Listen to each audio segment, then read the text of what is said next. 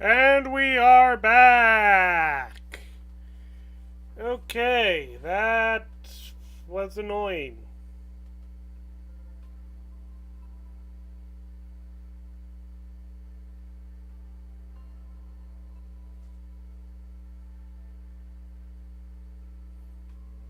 Okay, we are back. We are interrogating this old man. Uh, he slipped up when he called us. When he called Celia, Susanna, and Sora Valkyries, even though Celia and Sora and apparently Celia are technically.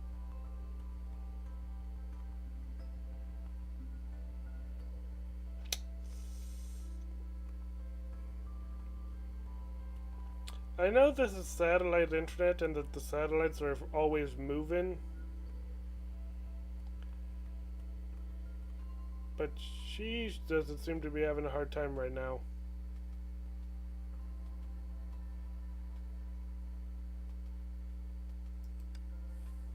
いいえ、あなたは盗み聞きをしてただけじゃありません。あなたこそ私たちが調査している事件の関連人物です。間違いがなければあなたの正体は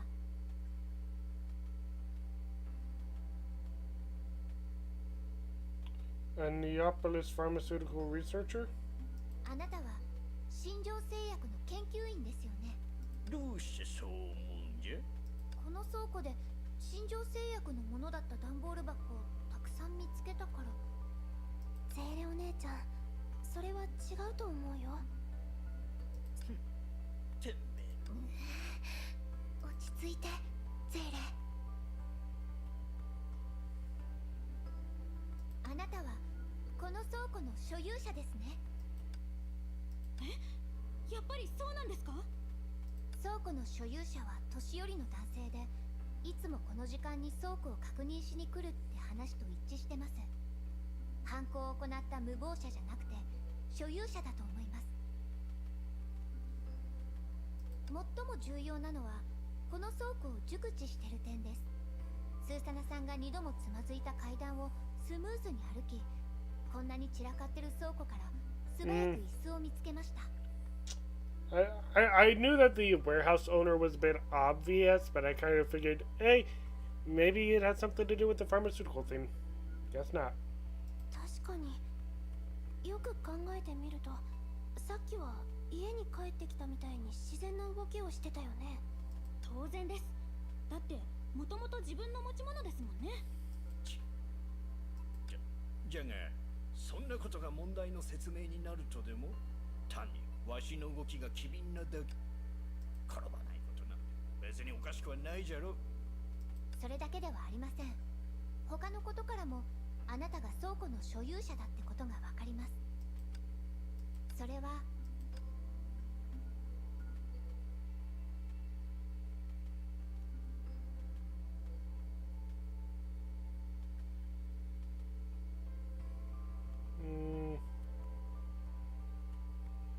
あなたの呼び方です。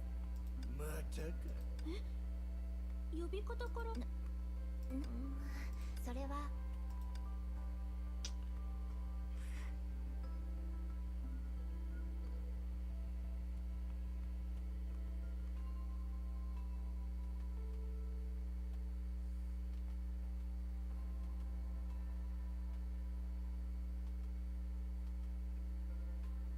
あなたの要望、正確に言えば髪型です。スーサナさん、倉庫を調査した時の結果はまだ覚えてるよね。倉庫からは髪の毛が一本も見つからなかった。その通りです。一本の髪の毛すらも残さないなんて、無謀者の行動は随分と周到ですよね。問題はそこじゃないの。無謀者がそこまで慎重だとしても、ここに住んでる倉庫の所有者の髪の毛は残るはず。あるいは、なるほど、もともと髪の毛がないんだね。その短いもみあげくらいはあるけど、もちろんそんなことは正確な証明にはなりません。でもスーサナさんが指紋を解析に送っています。そうでした。そろそろ結果が出てるはずです。ありました。指紋の所有者のプロフィールはこの写真、間違いなく彼です。降参じゃ。ここがわしの倉庫だと認めよう。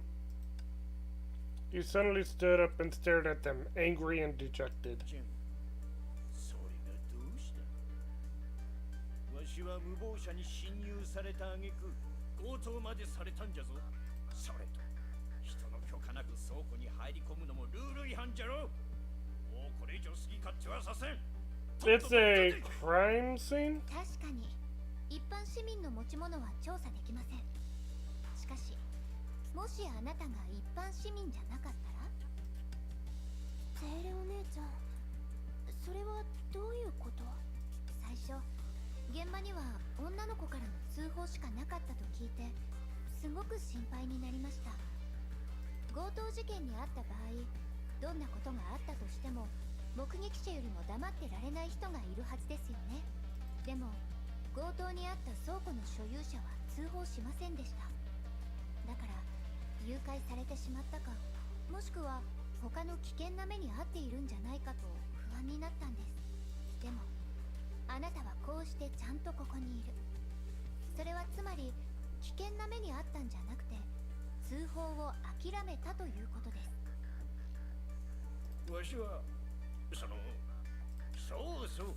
倉庫が強盗にあったことを知らなかったんじゃ。じゃから警察には通報していない。これで問題ないじゃろ。 People don't usually bother knowing the reason when they call the police. That is something for the police to figure out. They analyze what has been robbed, and then they determine what the robber was after, if the robber was after any specific target. Otherwise, it's just a general robbery. That makes no で sense. もさっき入ってきた時に全然驚いてませんでしたよね。それにこれで問題ないじゃろうとはどういうことですか？あなたは無謀者という名前まではっきりと口に出してる。きっと現場を目撃してるはずだよ。しかしどうして強盗にあったのに黙っていられるんでしょうね。もしかして。はい、彼がなくした荷物と関係あるはずです。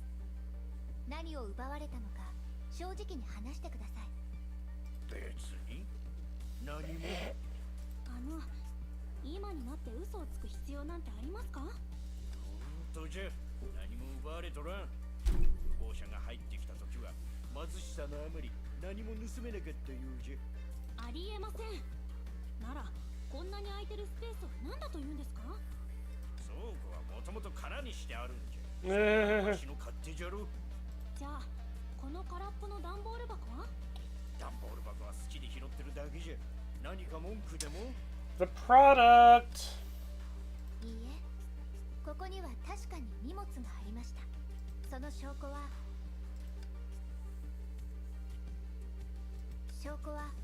これです。あんたら勝手に。このノートには明確に記載されています。2箱、売り物、要冷凍。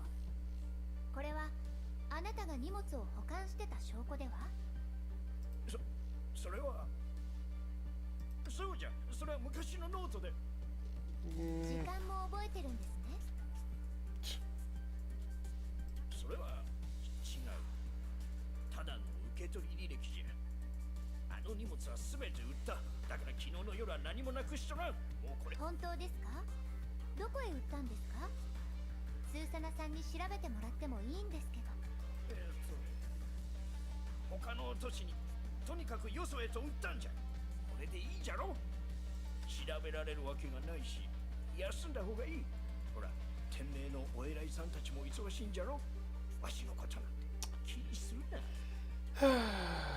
いいえ、徹底的に調べなければなりません。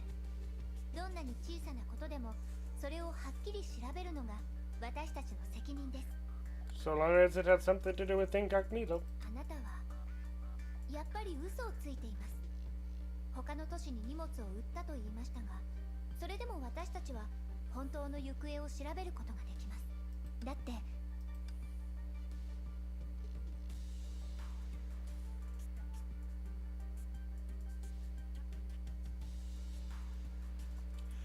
Incognito had all the routes blocked. 理由は無謀者です。無謀者？今日の朝にどうやって合流したかまだ覚えてる？もちろんです。この目でゼーレさんの活躍を確かめられなかったことを今でも気にしてますよ。お一人で無謀者の機構の封鎖を突破したんですから。もう。そう、今日の朝まで無謀者の機構が長空市を封鎖していたんです。襲撃があったのは昨日です。長空市にいるのに荷物を外に売ることなんてできません。ですからもうこれ以上嘘を重ねないでください。ここの荷物は無謀者に強奪されたんです。わしは He wanted to speak again, but caved in, deflated like a punctured tire. でも強盗にあったのにどうしてこの人は本当のことを言わなかったんですか？多分まずいものをなくしたんだと思う。そうだね。彼が倉庫に保管してたのはおそらく大崩壊の後に廃棄された大企業の倉庫から盗んできた荷物なんだと思う。通報しなかったのは無謀者が逮捕されたら彼自身の罪も暴かれるからじゃないかな。証拠はこのボール。このボールは義眼ですよね。 Yep. あなたは製薬会社の倉庫に残された医療用品だけを盗んで闇市に流そうとしました。 He didn't answer, but his reaction told them everything they needed to know. これで一つのことがはっきりしましたね。それではついてきてください。 I wonder if this is a gray serpent eye. あなたという目撃者に聞きたい情報が。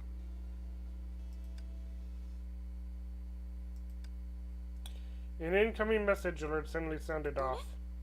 ちょっと待ってください。どうしたのスーサナさん。私が設置した罠が反応しました。誰かが私たちの隠れ家に入ってきたんです。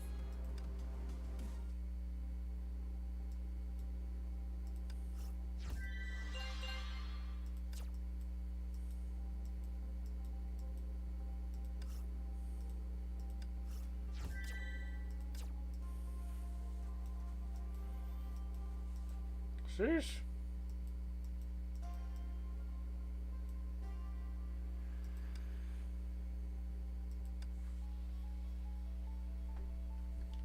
Oh yeah, Scarlet, are you still here, or have you not swapped over to this stream yet? For some reason, you never show up in the analytics, so I can never tell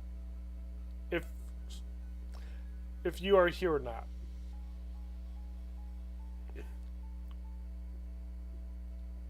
Literally, Scarlet is the only one who just does not show up in the analytics. The analytics will go up for everyone else except Scarlet. And yet I know they're watching because they're continuously reacting to stuff that I say. It is weird.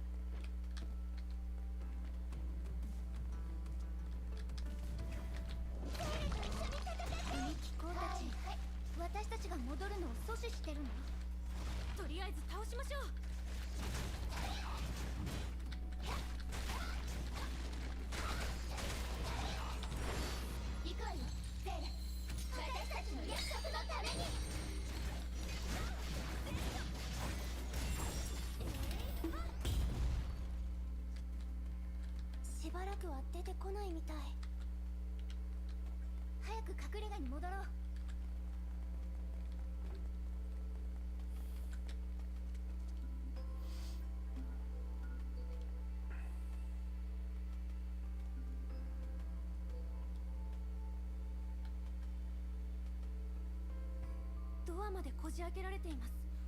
乱暴ですね。出てくる前に貴重品を全部持ってきてよかったです。バルキリーの規則、緊急発信機、そして私の携帯。やっぱりここも奪い尽くされちゃったんだね。スーサナさん、臨時交番が貸してくれた場所って言ってたけど、ここは本来どんな目的で使われてたの？ここはもともと長空警察署の鑑定室だったんです。長空市の崩壊の後に廃棄されたそうで。そういえば、遺伝子情報を保存してるデータベースも破壊されてる可能性があります。確認してきますね。わかった。その間、私はここを調べてみる。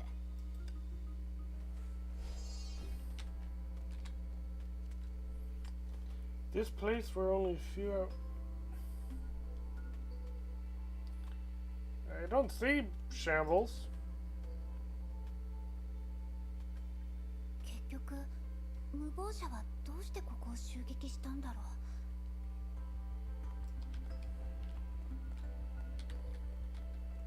う。I mean, the books here are stacked nicely. Huh?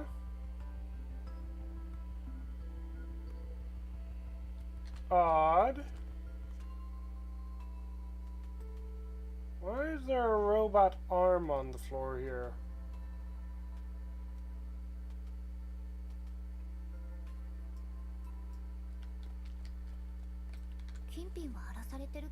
Oh, never mind, there's a mess. お金になりそうな設備も無事だし、お金が目的ってわけじゃないのかな。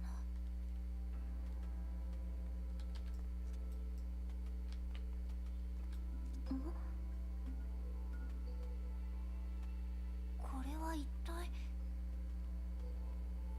Someone's watching us. これは A severed arm laid on the floor. Sadie was shocked at first, but then realized it wasn't a human limb. On closer inspection, she could see it was made of a glossy black material, or metal. 義士？ドアの横に転がってるから無謀者のメンバーのものかな。スーサナさんの罠で。でもどうして義士が？ Machines can continue to move even after losing their lives. Or rather, from the outset, a machine doesn't need life in order for there to be movement. Even though it was just a lone severed arm, there seemed to be some sort of vitality to it. The mechanical fingers were open as though trying to hold, or maybe even covet something.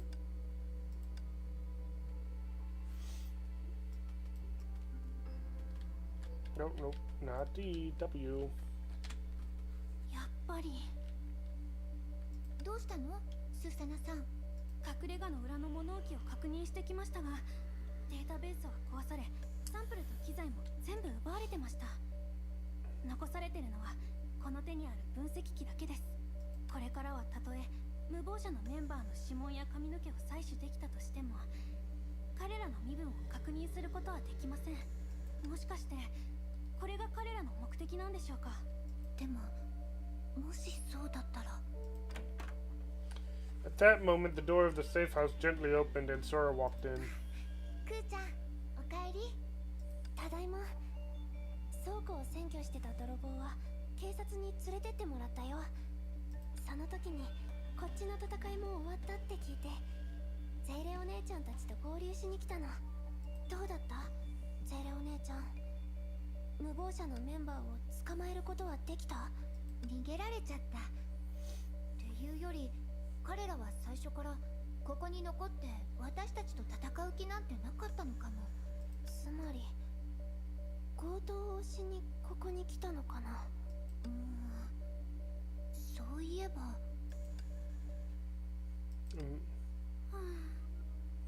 やっぱりダメですか。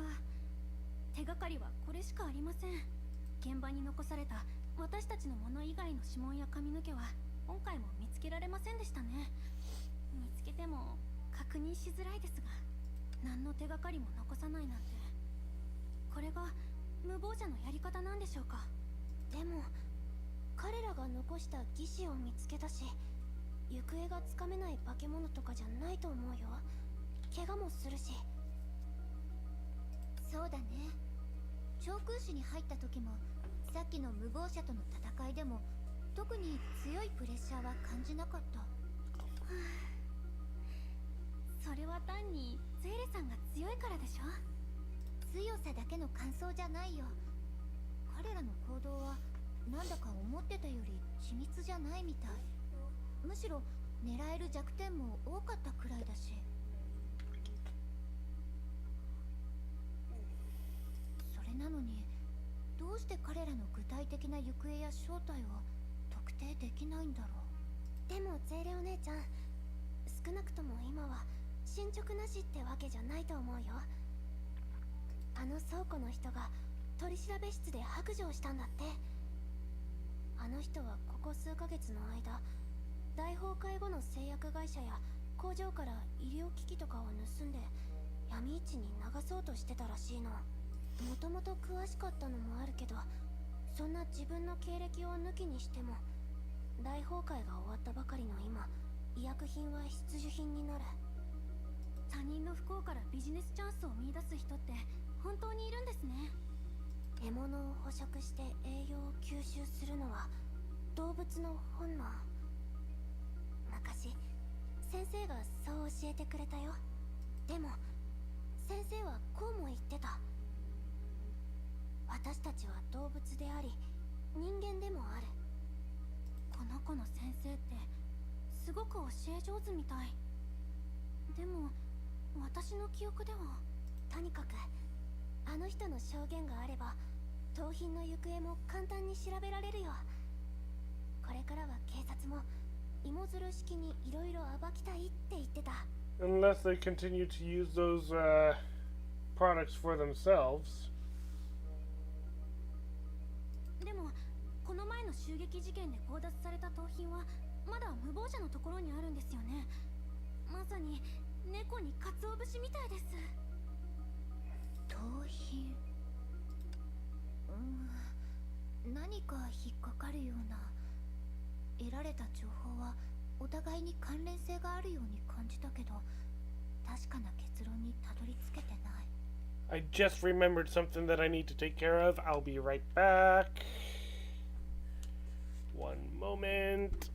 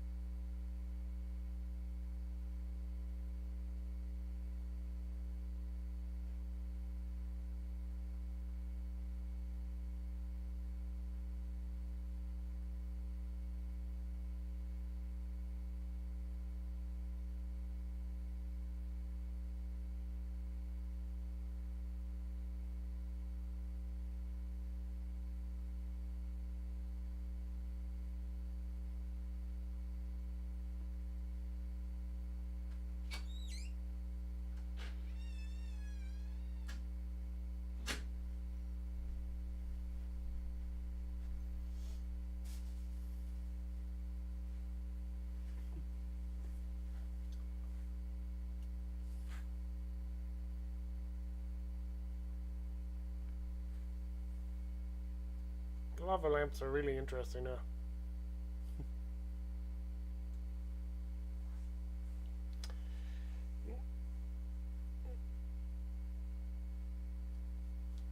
Alright. I forgot to put some stuff out for thawing, so...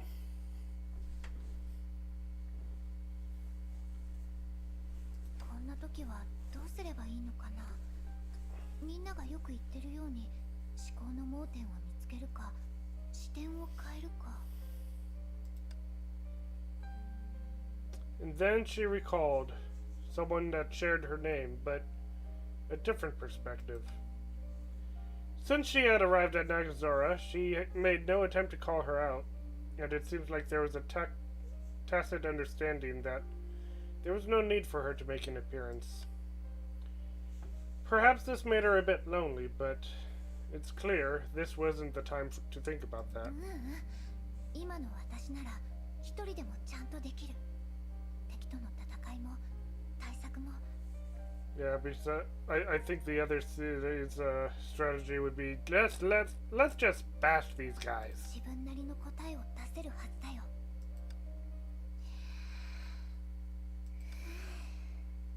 クーちゃん、スーサナさん、私分かったの。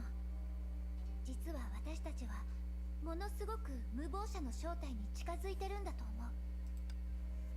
本当ですか？うん。スーサナさん、無謀者が初めて長空市に現れた時の場所ってどこだったかまだ覚えてる？確か廃棄されたとある化学工場を襲撃したんですよね。そう。実はその時から彼らの襲撃のターゲットには共通点があるの。それは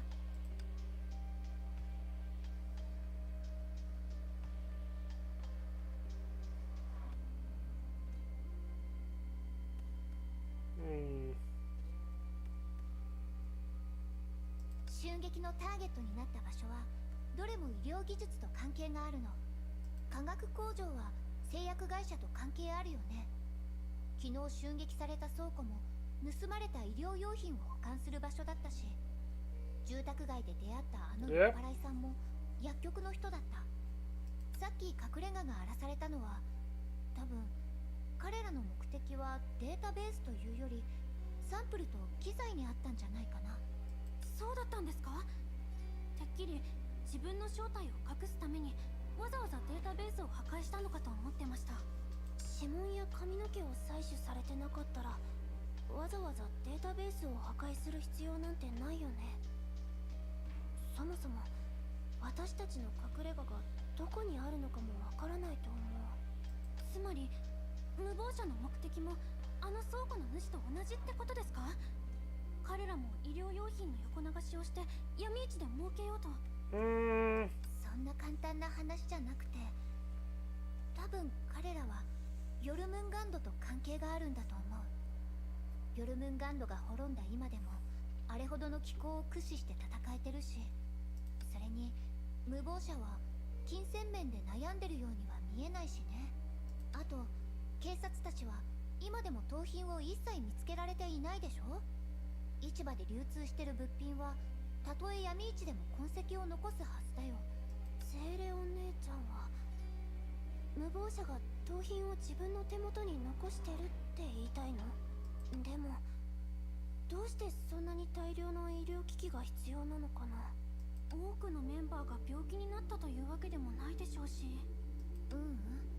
無謀者のメンバーたちは病気にはかからないと思う。つまり無謀者の正体は World Serpent。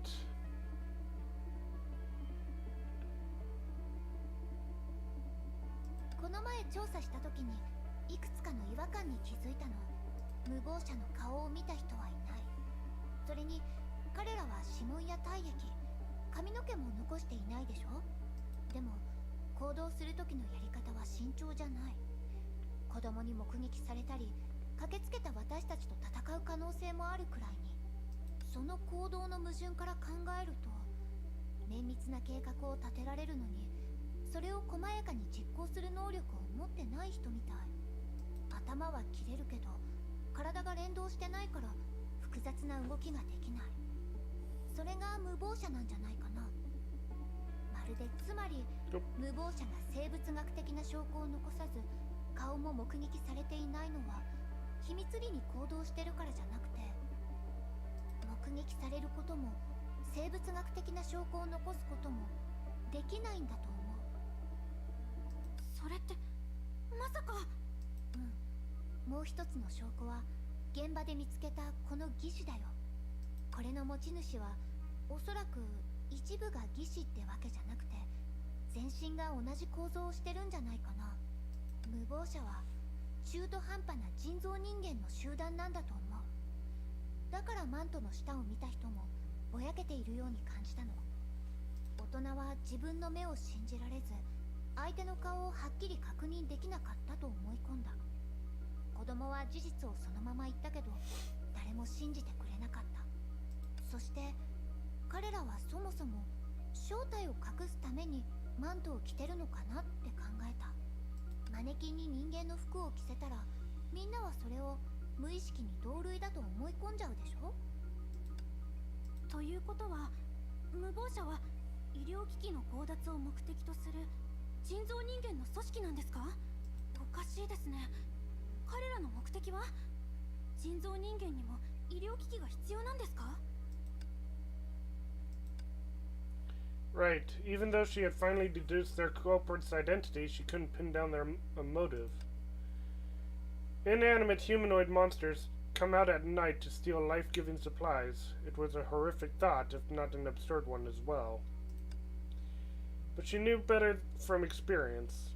Underneath the absurdity, there was always a reason that would make sense. 彼らの目的はわからない。でも少なくともターゲットが分かったから、次の行動を予測できるよね。予測じゃない。これからは彼らの行動をコントロールするの。Hey, Schicksal, can you bring in some medical supplies so that we can lure these guys out? The block we went to that night. In the daytime, it's silent, and it remains silent through the night. There's no life at night. There's no life at night born from the death of day. There's no ritual that can restore life to that place. This was going through the cloaked figure's mind, who then felt annoyed at such useless thoughts. Remnants of thought weren't helpful to the plan at this point. In fact, the purpose of the plan was to eliminate such trivialities. An experiment. Inorganic life forms began to surround the warehouse. Just a few hours ago, they had intercepted a report from Nagazora's interim security office. Incognito's leader felt ridiculous relying on such primitive tech. The report claimed a black market medical supplies dealer had just escaped from prison due to a surprise attack from Incognito. With that cowardly, greedy man's hands... In that cowardly, greedy man's hands was a wealth of information collected over time. But in the chaos of the night, the man broke free. Thinking about it again, he became annoyed once more. It would be wrong to blame it on his men, but he couldn't help thinking that. Like that. At any rate, victory must be close at hand. The day when Incognito achieves its goals is nigh. When a criminal escapes from prison, there's only one place he can go and hide, and that's his old hideout. Tonight's the night. He wasn't able to pass up the opportunity, like a mouse falling for a piece of bait. And he was certainly prepared. Even if he's hooked, he'd be able to get away in one piece. Whoops, I did not mean to click that. Get away in one piece. He swayed gently as though recalling a dry punchline. やっぱり無謀者の機構です。偽の情報を流してみたけど、本当に効果があったんだね。ゼーレお姉ちゃん、みんなはもう外の指定場所に移動済みだよ。街全体はセミの抜け殻みたいになってる。でもできるだけ建物に大きな被害を出さないように。安心して、気をつけるよ。ありがとう、クーちゃん。行こう、スーサナさん。気候を囲めたし、これからは私たちの出番だよ。はい。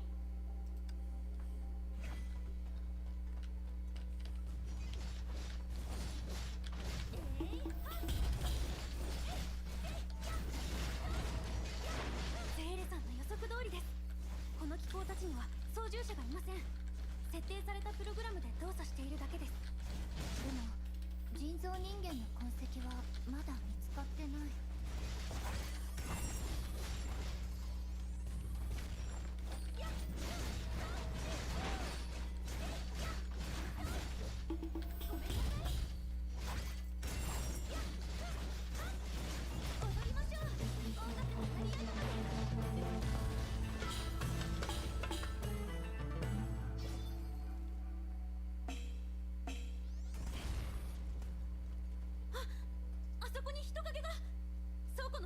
かってます。追いましょう、ゼーレさん。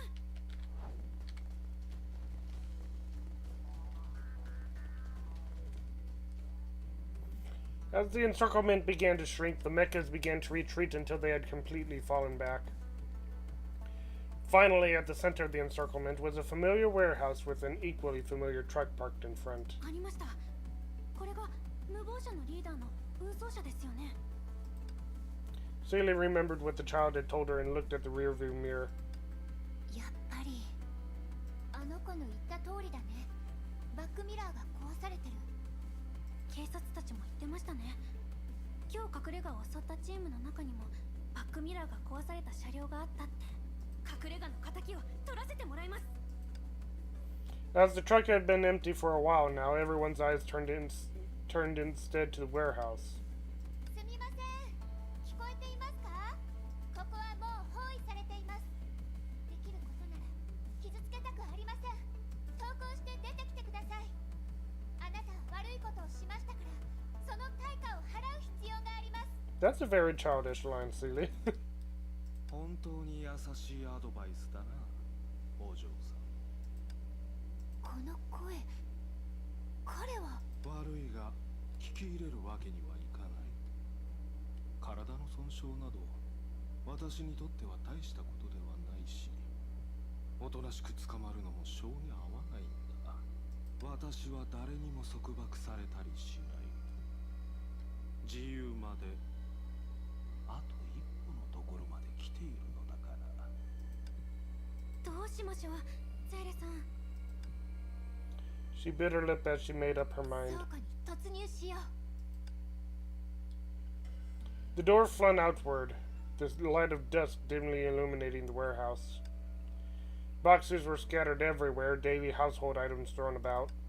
It looks just like it did this morning. Just pieces of machinery on the ground left by Incognito when they broke in and fled. The one thing that should have been there was missing. 無謀者のリーダーが消えてますね。ついさっきまで私たちと会話してたのに。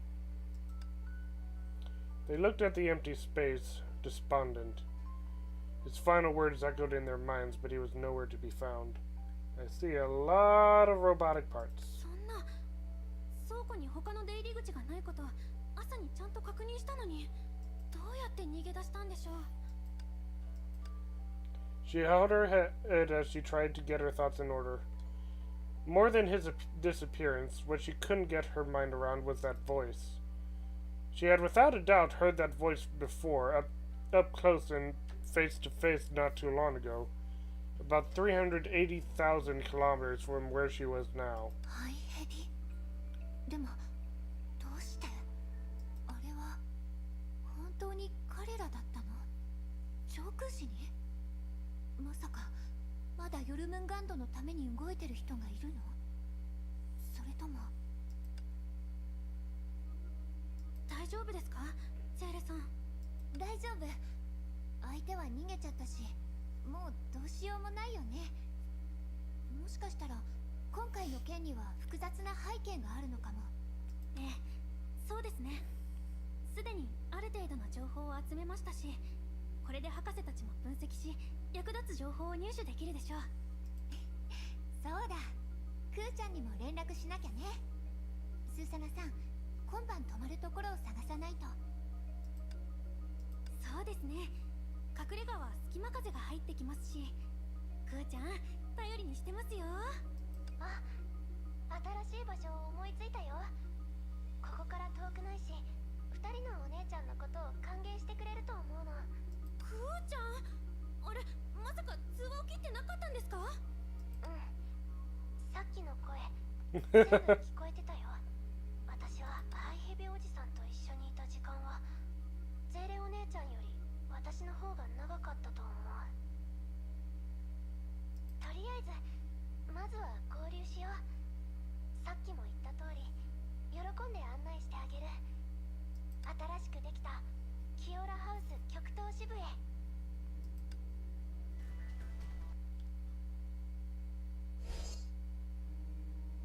There was a crisp breeze, and the moon was as clear as day. The kind of night that soothes the soul after a long, hard day. While the real mastermind might be long gone, they can count on each other to put together a full picture of what had happened. And perhaps by tomorrow it would all be finished. That was what Susanna thought as she gave a big, lazy stretch. キオラハウス。私の記憶が正しければ、あそこはキオラ基金会の孤児院ですよね。この間、店名の掲示板で人気のトピックを読みましたが、キオラ基金会の創立者は実は伝説の殺し屋らしいと書いてありました。冷酷非常でひそやかに行動し、そのネットワークは北半球を網羅してる。現地の政府にも尊重されてて、独眼の主というコードネームまで持っているとか。独眼の主は無数の悪事を働きましたが、その命が終わる前に子供の頃の夢を叶えるために生涯の貯金を全部寄付したとも書かれてありましたね。まさかクーちゃんがあそこの子供だったなんて思いもしませんでした。She put her hand over her head and looked troubled. スーサナお姉ちゃん、今の話がよくわからなかったんだけど。これ？今から行く場所は先生が出資して建てた最初のキオラハウスなの。先生のコードネームも独眼の主みたいな変なのじゃなくて渡りガラスって言うんだ。そういえば先生がいなければゼーレお姉ちゃんと出会えなかった可能性があるよね。Still has water in my throat. Ow.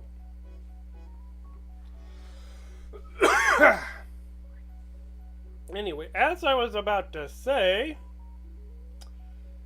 I wonder if Susanna's going to recognize the name of Raven from any of the files. After listening to the two stories, Celia quickly understood. Though she never met her, she had gotten to know her indirectly through other people. A powerful mercenary who was imprisoned after the Great Eruption and only recently released on bail. But she was also a gentle teacher that had brought in and took care of orphans.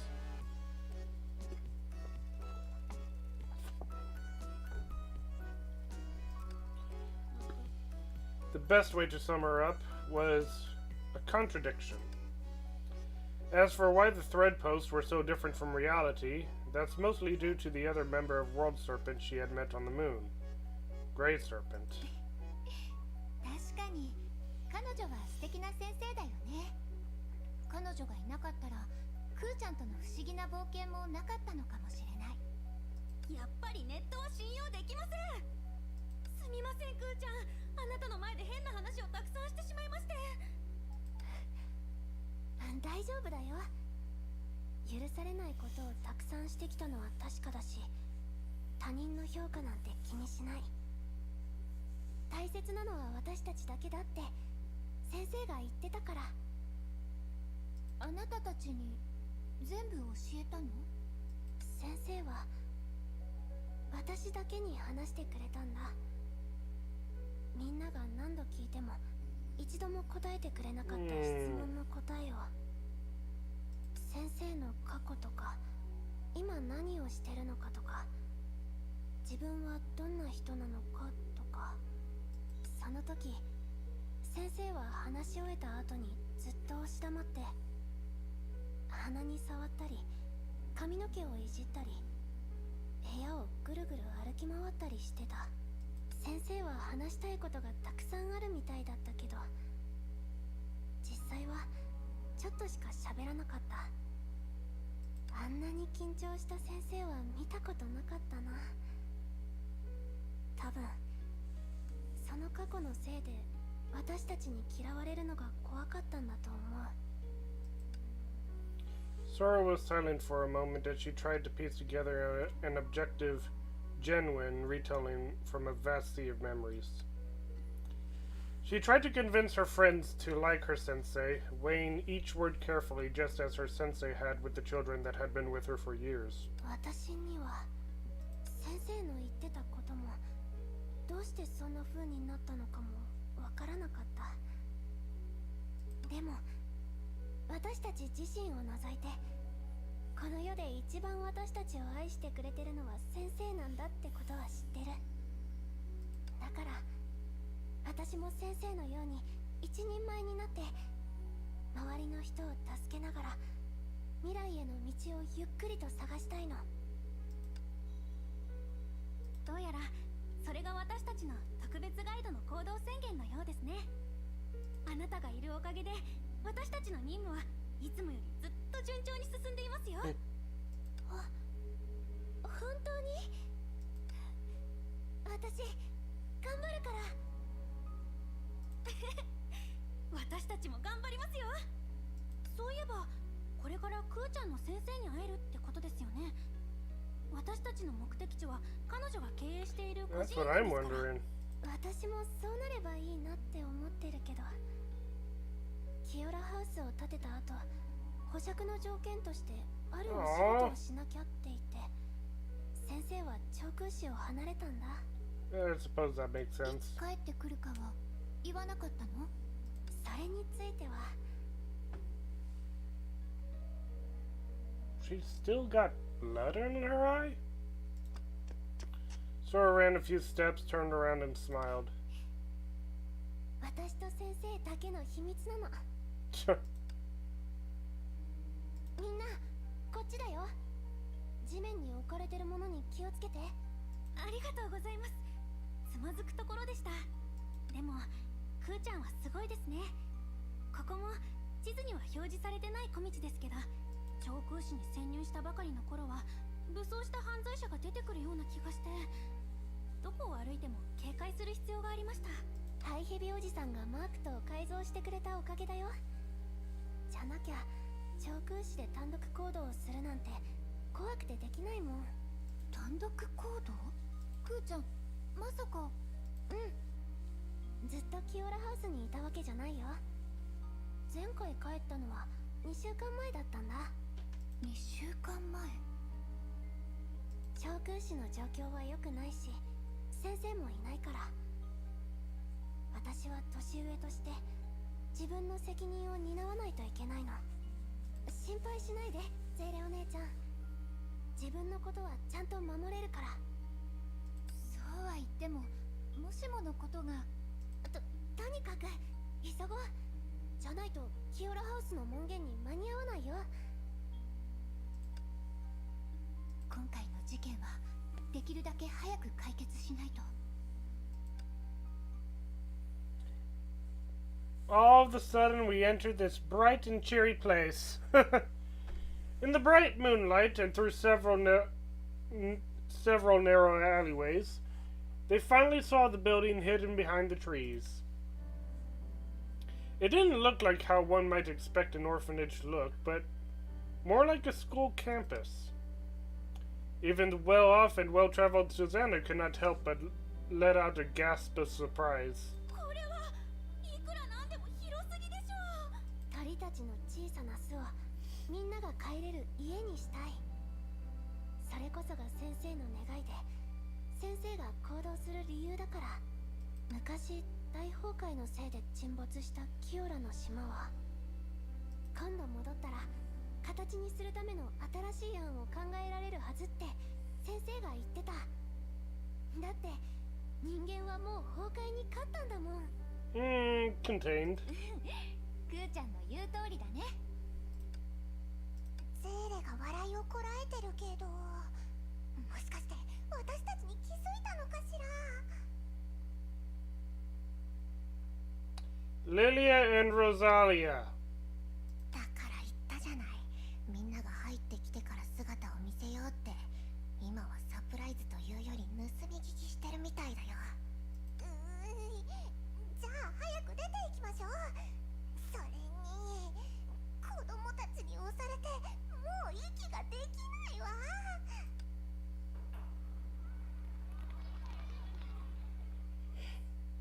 久しぶり、ゼーレ。ロザリア、リリア、どうしてここに？ Why are you dressing your Halloween outfits? だって私たちは先生にもっとふさわしい場所なんてある？ Why do you have a knife on your chest? バカロザリア、逆だよ。私たちの方が先生でしょ。清良基金会の孤児院をめぐって授業をしてる巡回教師なるほど、わかったよ。そろそろ遅い時間ですし、子供たちを部屋に連れて行きますね。スーサナお姉ちゃん、私も一緒に行くね。この子たちともしばらく会ってなかったから。はい、クーちゃんがいてくれればどんなことがあっても安心できますから。それじゃあお願い。ただ今晩中に調べた情報を博士たちに報告しないといけないことを忘れないでね。安心してください、忘れていませんから。後でそちらに行きますね。With the children gone, Lilia collapsed on the couch. やっぱり静かなところの方が性に合うよ。リリア、それは危ない発言よ。巡回教師が口にしていいことじゃないわ。それに我々ウォッカガールズはもうすぐデビューするんだから。デビューしてからさっきの発言を掘り起こされたら大変よ。デビュー？ロザリアがまたバカなことを言ってる。もうすぐデビューするんじゃなくて、デビューする準備ができてるってだけだよ。声楽、ダンス、教養の授業を巡回中も受けてるし、毎日ちゃんと宿題もやってるの。それにどうしたら世界一のアイドルになれるかについてリリア、そのことは内緒にするってテレサちゃんと約束したじゃない。とにかくロザリアと一緒にコンテストに申し込んだんだ。あと数ヶ月でテレビに映る私たちを見られるはずだよ。わあ、その時は必ず友達全員に票を入れてもらうね。でも孤児院の子供たちの世話をしながら授業を受けるなんて大変じゃない？正直に言うとちょっと疲れちゃったわ。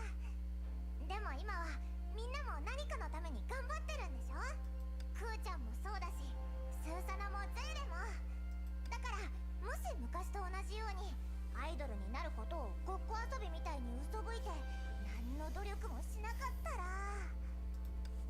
Playing some rave music as Rosalia's talking about taking responsibilities. 最も快適な姿勢で机に伏せ、窓の外に顔を向ける。机の木の香りを嗅ぐとぼんやりとした朗読の声が耳に届く。授業中、私は一度も寝返りを打たず、口から垂れたよだれが教科書を濡らしたことにさえ気づいて、終わりのチャイムが鳴り響き、眩しい日の光を感じて、このままだと怠け者と同じじゃない。ロザリア、やっぱりゼーレも同じ顔をするんだね。 Honestly, that is a good way for her to have a wake up.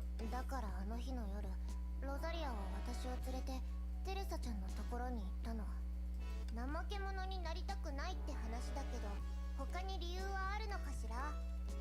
ちゃんとした理由があるなら答えてあげてもいいわよ。もちろんあるわ。例えば毎日ケーキの上にあるさくらんぼを食べたいとか、ずっと憧れてた夢を叶えたいとか、みんなを笑顔にしたいとか、そしてこの前夢で聞いた話のためとか。バカロザリア、あの時は起きてたでしょ。みんなの中にはもちろん月で仕事をしてるキアナお姉さんも含まれてるよ。テレビをつけて私たちと応援団のあなたたちを見たらきっと喜んでくれるはず。 Why is that clothespin flashing? そうよ、それって。 Before she could finish her thought, she suddenly fell silent. Then, realizing something, she stomped her feet. さっきの言葉ってウォッカガールズのコンテストの参加宣言にぴったりじゃない。ちょっとリリア、もう一度言ってちょうだい。メモっておかないと。カメラの前でそんなことを言うなんて恥ずかしくないの？少なくとも2人はもうみんなを笑顔にさせてると思うよ。ゼーレに褒められたらちょっと恥ずかしくなってきちゃったわ。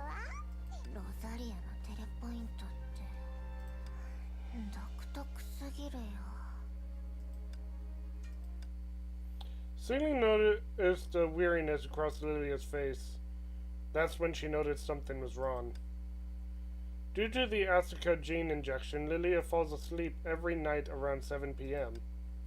And right now, the hour hand was pointing sharply at 8 o'clock. Despite how tired she looked, Lilia showed no signs that she was going to stop talking.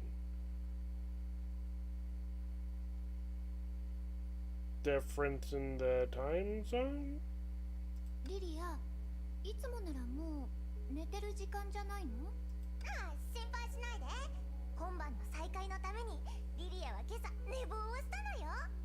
クーちゃんにも内緒にしてって言ってたのはゼーレを驚かせるためだったの。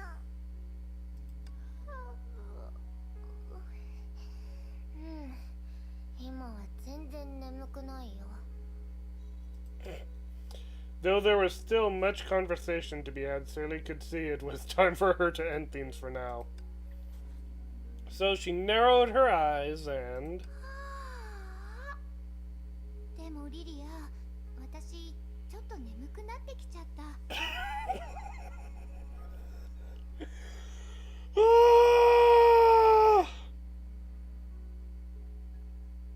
I love their sisterly bond. Like Bronya, although Bronya and Sally is a little more than sisterly, huh? Yeah. Sure, they were both raised in the same orphanage. Kind of view each other as sisters, but Bronya and Sally kind of see each other as more. But Lilia and Rosalia, Sally's just gone into sister mode.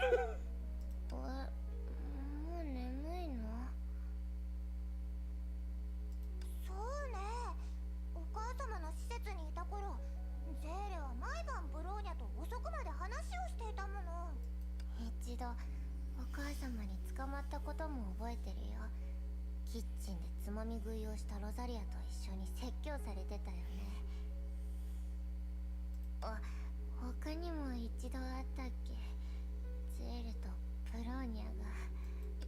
今はあの時と違うよ。今日は一日中外で歩き回ったし、明日も犯人を追わなきゃいけないから。そういえば2人も巡回の時はもっと気をつけてね。私はもう休むから。ロザリア、リリア、おやすみ。Well, Sally only wanted to give Lilia an out so she could head to bed. She also got up and left. Lilia, まだゼーレに寮の場所を教えてないわよね。大丈夫だよ。ゼーレは頭がいいから。寝ちゃったわ。私はお姉ちゃんだから、さっきの説教の話は見逃してあげるわね。That is so cute. おやすみ、リリア。本当にあの二人はつい何も聞かずに慌てて飛び出してきちゃった。スーサナさんとクーちゃんはまだ子供たちの世話をしてるよね。まずはあっちのスタッフに聞いてみよう。You're not... There we go. こんばんは。寮への行き方を教えてもらってもいいですか？噴水の後ろにある鉄の扉を見ましたか？そこで顔認証をして扉が開いたら寮に入りますよ。でも今顔認証システムはメンテナンス中なので、あと15分程度で終わると思います。お急ぎでしたらクラレンスに催促してみましょうか？大丈夫です。適当に歩き回って待ってますね。クラレンス？そういえば月にいた時。でも同じ名前の別の人かもしれないし。Not necessarily. こんばんは。あなたはロザリアたちが言ってたここに泊まっていく子でしょう？はい、ご迷惑をおかけします。そんなことないわ。ここの子はみんなあの姉妹が大好きだし、そのお客さんならもちろん大歓迎よ。なんだか心配事があるみたい。どうかされましたか？ううん、大したことじゃないわ。ただもうすぐ寝る時間なのに見つからない子供が一人いるの。それは。心配しないで、よくあることだし。子供たちはまだ遊びたい年頃だもの。さっきまでここでかくれんぼをしてたから、きっとまだ見つかっていないのね。じゃあ一緒に探します。私もちょうど顔認証システムのメンテナンスが終わるのを待ってたところですから。それじゃあお願いするわ。私はこの辺りで探してるから、もしあの子を見つけたらここに連れてきて。 The female teacher described how the missing child looked. わかりました。今すぐ行ってきます。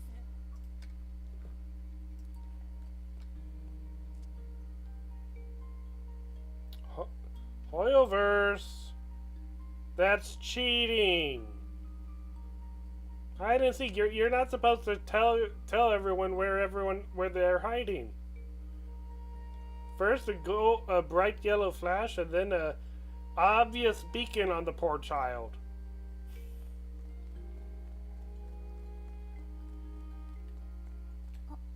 あの子かな、先生が探してた子供って。じゃあ先に挨拶をしに行こう。驚かせないように。またこのひび、なんだか変な感じがする。私は一体。Night night.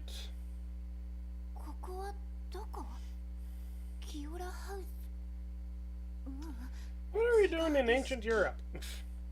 集中できない。 What happened? The internet cut out for a moment, so I had to switch streams. We are now back on, well, we just met up with Rosalia and Lydia, who have been working at Raven's orphanage. Silly caught up with them a little bit, and as she's trying to go meet up with Susanna and Sora, she was talking with a teacher who was looking for a missing child that was playing hide and seek. As she spotted the child and was approaching her, she just passed out.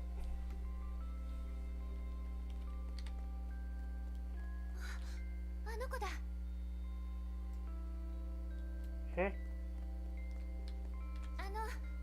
ここにいちゃダメだよ。ついてきて。早く先生のところに戻ろう。モンスターたちは。ほ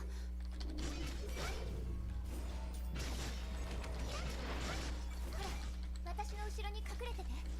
必ずあなたをここから救い出すから。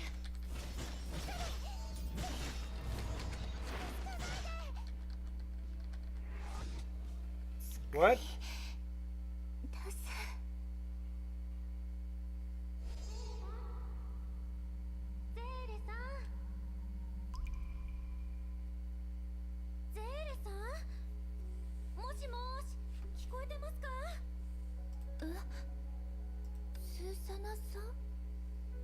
私は今。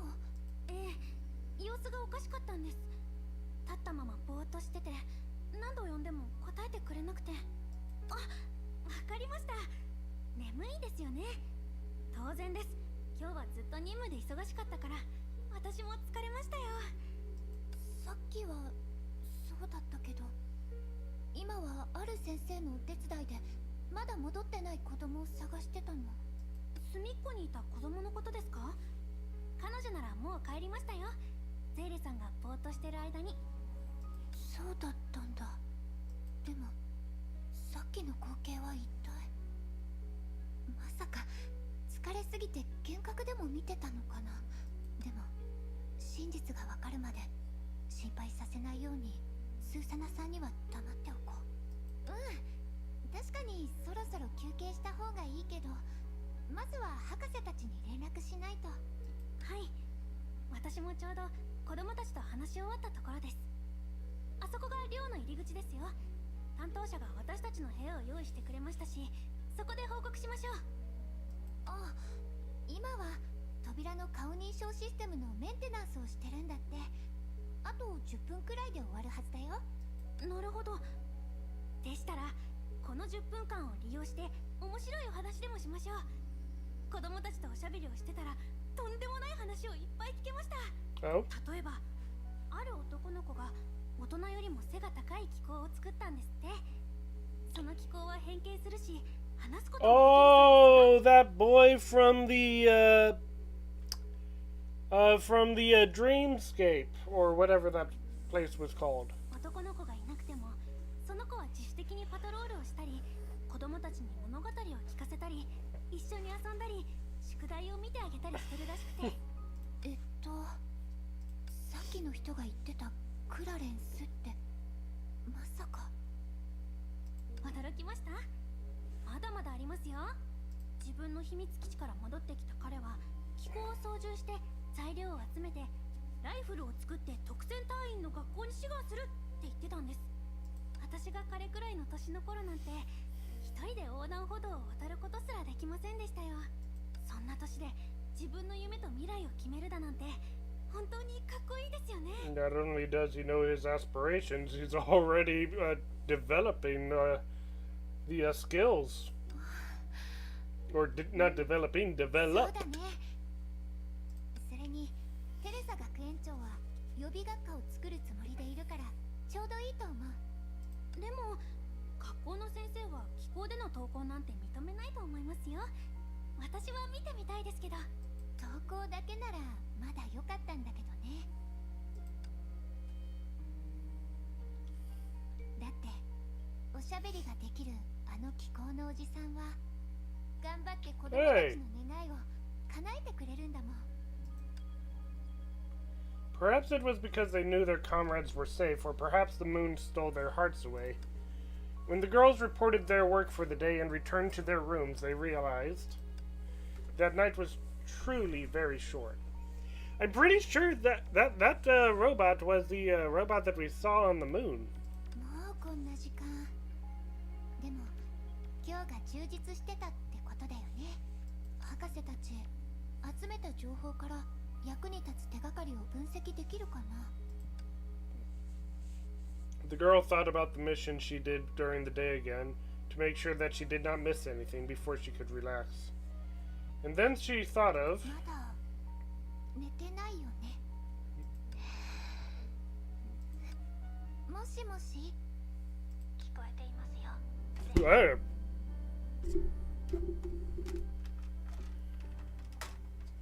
Okay, that was odd. My light just fell over. ブロニャお姉ちゃん、邪魔しちゃったりしてないよね。大丈夫ですよ。むしろセーレからの電話のおかげで2時間も座りっぱなしだったことに気づきました。そろそろ気分転換しましょう。 I've been sitting here for almost 3 hours, Bronya. You're not alone. 重曹ウサギ。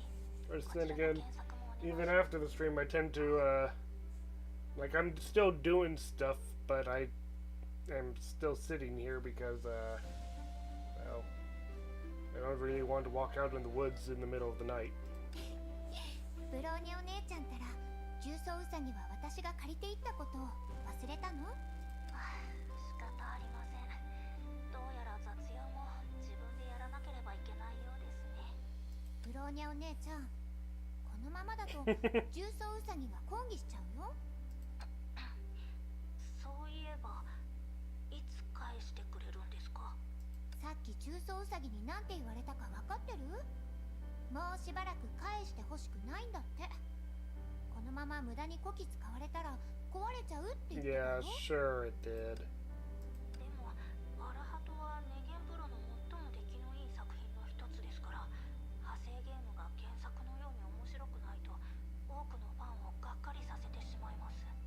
それに長い間この作品は私の人生にあった多くの特別な瞬間を見守ってくれました。ですから外部の要因より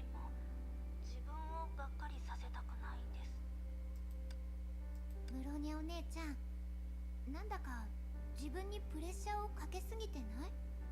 好きだから他人の評価が気になる。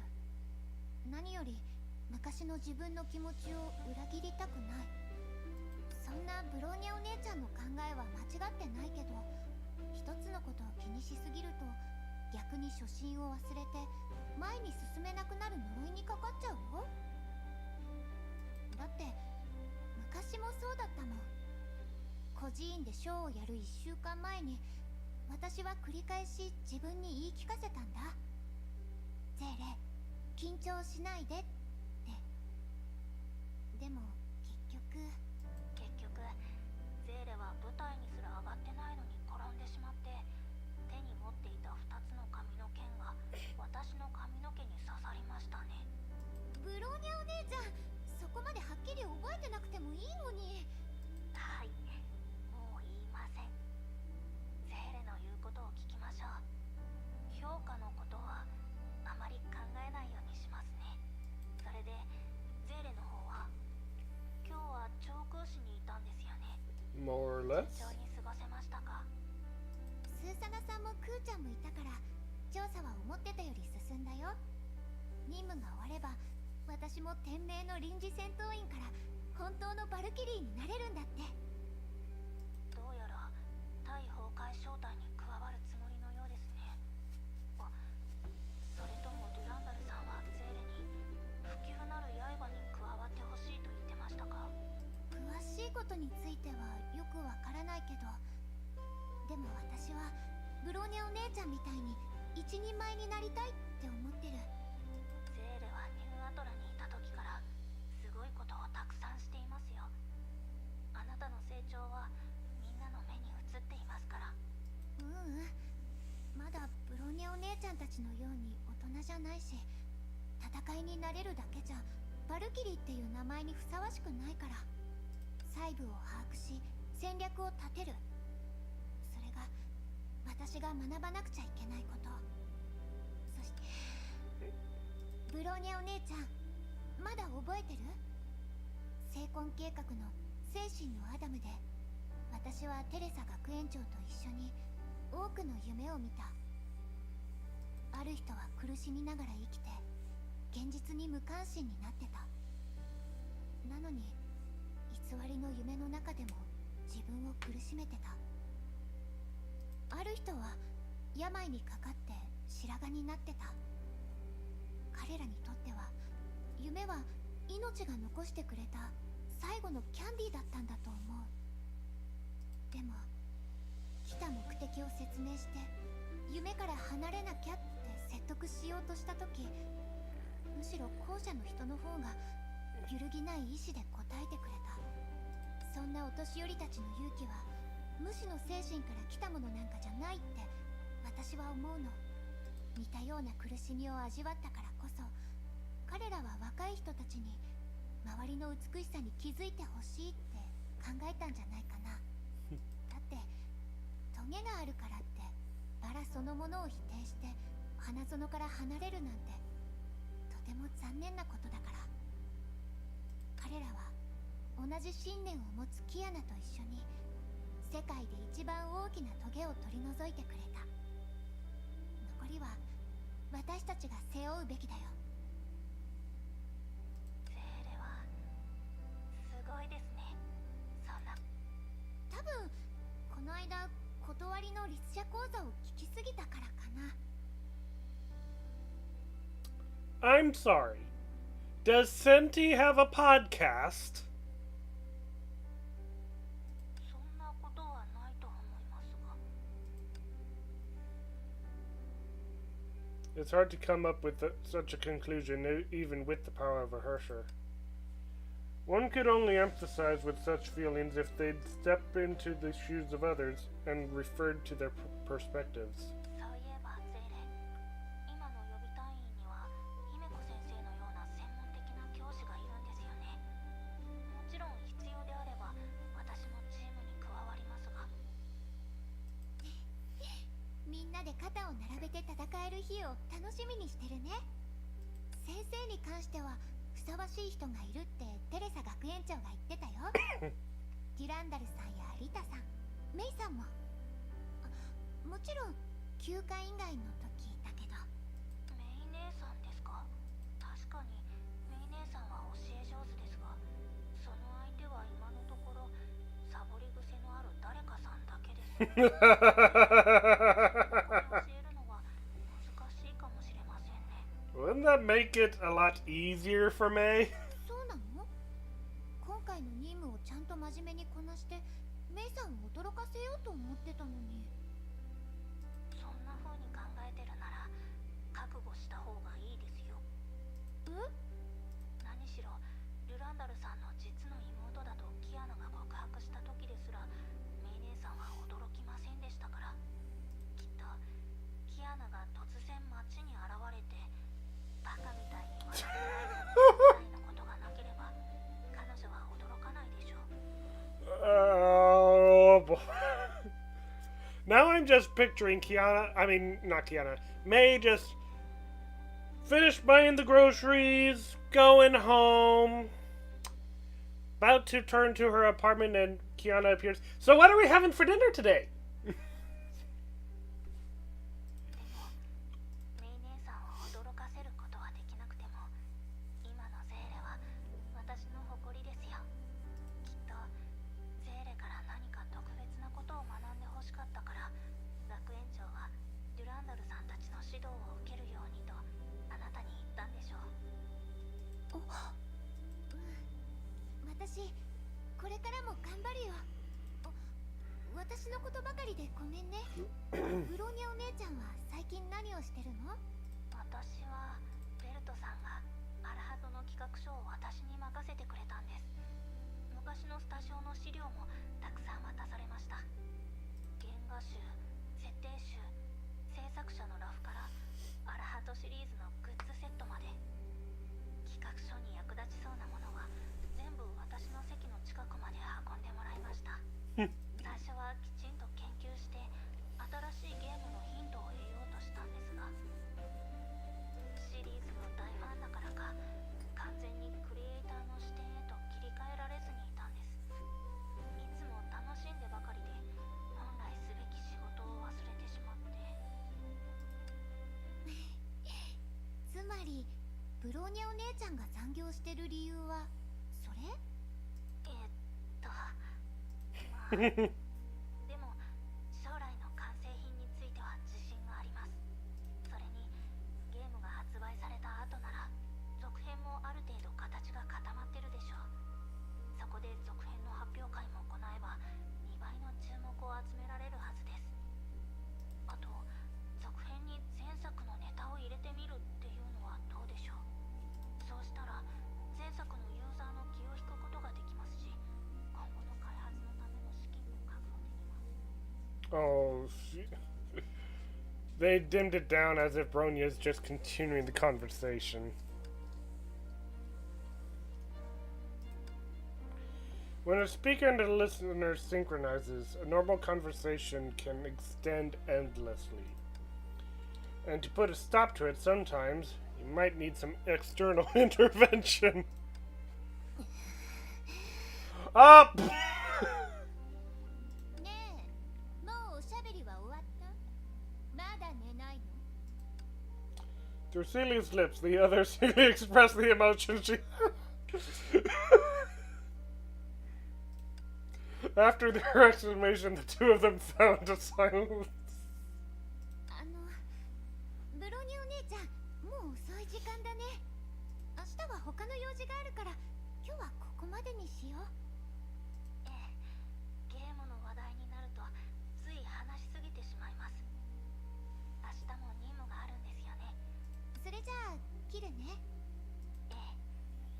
おやすみなさい、ゼーレ。おやすみ、ブローニャお姉ちゃん。 After hanging up, the girl laid back on the bed and closed her eyes. She inhaled a deep breath and slowly exhaled, resting for a while in that position. When she had recovered to a more stable state, she carefully called out to her other self in her heart. ゼーレ、いる？ごめんね。今日はあんまり話話しかけてなくて。ゼーレ、もう眠いの？だったら邪魔しないでおくね。眠いなんて勝手に決めつけないでちょうだい。あなたが元気ならもちろん付き合うわ。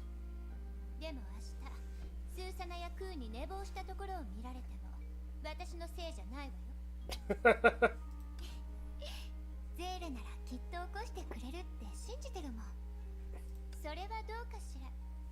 もし彼女たちにあなたの寝言を聞かせてあげたいって言ったら、例えばプローニャお姉ちゃんと一緒に海に行きたい、それとパフェ大盛り6人分食べたい。そんなこと言ってない。全部聞こえてたわよ。あなたが寝てなかったら録音してあげたいくらい。待って、あなたが寝てるのになんでそうしなかったのかしら。私ってば。あれ、もし寝言を言ったのが本当のことだったら、つまりずっと私の寝顔を見てたの？そんなことないわ。あなたがずっと寝言を言ってるから、その一部が直接私の I 耳 mean, に you're kind of stuck in the same body, so. 今日私とブローニャお姉ちゃんがおしゃべりしてた時みたいに。そうよ。あなたたちが寝なくちゃいけない時間におしゃべりしてるから、長いし声も大きいし。ごめんゼーレ、これからは他の人とおしゃべりする時間を控えめにするね。あなたでも寝言のことだけは私じゃどうにもできないから、この件が終わったら病院に行ってくるよ。お医者さんが出してくれる薬を飲めば。ちょっと何を言ってるの？昼間の名探偵のようなゼーレはどこへ行ったのよ。それともからかってるのがわからないの？別にそう頻繁に寝言を言ってるわけじゃないわ。月に1回か2回程度よ。あのおバカさんたちやお姉様とのおしゃべりも邪魔に思ってなんかいないし、ただあなたが疲れすぎてるから早く休んでほしいと思ってそんなことを言ったのよ。もうなんでこんな時に限っておバカさんなの？そうだったんだ。1ヶ月に1回か2回しか寝言を言ってないのにゼーレに聞こえてたってことは、つまり毎日。その話題どこが面白いの？さっさと飛ばして別の話をして早く寝ましょう。わかった。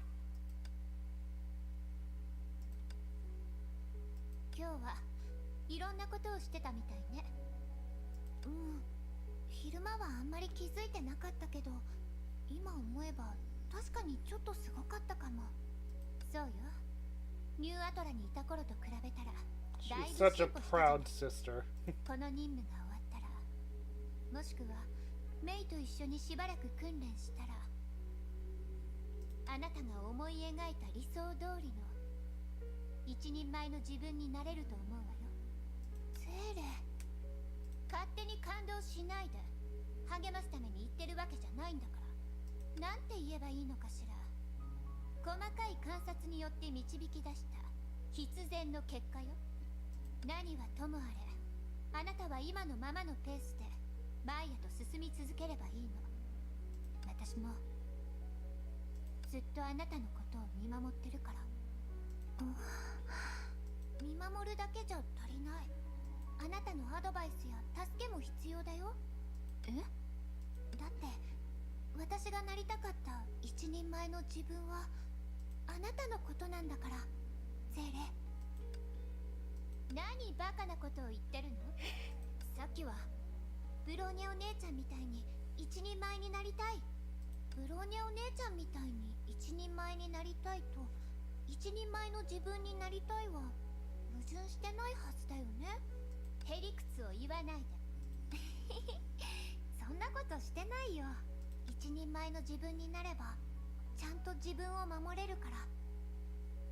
そうしたらあなたが急に消えるんじゃないかっていう心配もなくなるし、ウサギみたいな強くて怖い敵にも一緒に立ち向かえるでしょ。とにかくあの変な女の話はやめて。あいつのことを考えるとムカついてくるわ。もう一度姿を見せたら。And another purple glitch is gonna appear in the air again, huh? 見せたら殴っちゃう？ Nope.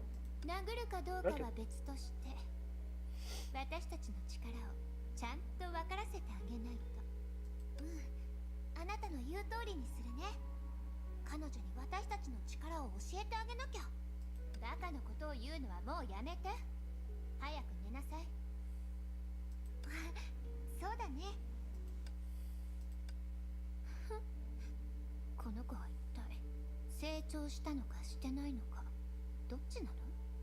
でももし本当にその日が来たら、まあいいわ。長年一緒にいるんだし、悲しくなるのも当然でしょ。 Does other Celine know something that we don't? The next morning, Celia was woken by the notification from her communicator. She quickly woke Susanna, who was in the room next door. おはよう、ゼーレ、スーサナ。長空士の現地時間は、早くに起こしてしまってすまない。でもその代わりにとてもいい知らせを用意したのよ。大丈夫です。真のバルキリーは寝不足なんかに負けません。無謀者に関する情報を入手したんですか？ I mean, we can survive with 4-6 hours of sleep. We'll need some coffee, but we can do it. Silverwing Bronya, kinda. そうだ。それに、ゼーレの予測も実証できた。She definitely has that hairstyle now. But she's not quite that tall yet. もしかしてあの声は聞き間違いなんかじゃなかったわ。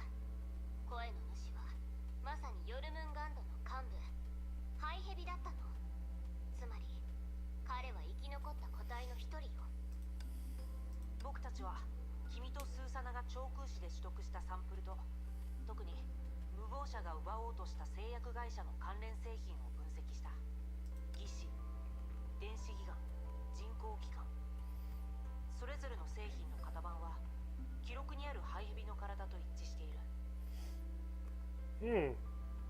つまり長空士で大規模な襲撃を行った無謀者が集めた医療機器と製品を使えば、ハイヘビの新しい体を一つ作ることができるんだ。